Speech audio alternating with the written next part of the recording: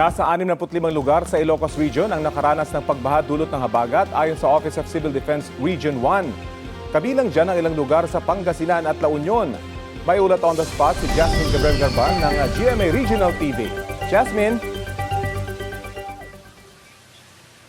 Rafi, tuloy-tuloy pa rin ang mga naranasang mga pag-ulan dito nga sa probinsya ng La Union. Binabaha pa rin ang ilang lugar sa probinsya. Gaya na lamang dito sa bayan ng Luna, La Union kung saan ilang araw nang lubog sa baha ang ilang barangay, partikular ang mga barangay ng Rimos 3, 4 and 5. Baha na rin maging ang kanilang kalsada. Samantala, nakapagtala rin ng flash flood sa ilang barangay sa bayan ng Aringay, Bawang at maging sa may San Fernando City nitong weekend. Nagkaroon ng landslide sa ilang sitio sa bayan ng Bagulin. Aabot sa may 10,000 na family ang naapektuhan ng nagdaang mga bagyo, ganun din ng umiiral na habagat. Tuloy-tuloy ang distribution ng relief packs ng provincial government, ganun din ang iba't ibang LGU sa mga apektadong residente. Samantala, Rafi, sa probinsya naman ng Pangasinan, patuloy pa rin ang pagtaas ng baha sa ilang kalsada at maging sa mga interior roads sa ilang bayan at syudad sa Pangasinan. Sa Dagupan City, perwisyo sa mga residente at motorista ang baha dahil sa epekto ng pag-uulan na sinasabayan pa ng high tide.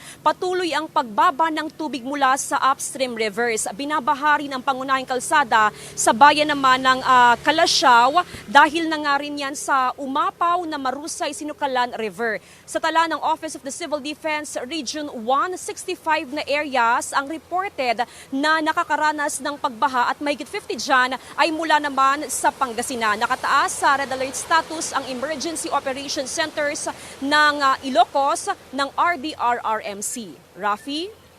Maraming salamat, Jasmine Gabriel Galban ng GMA Regional TV.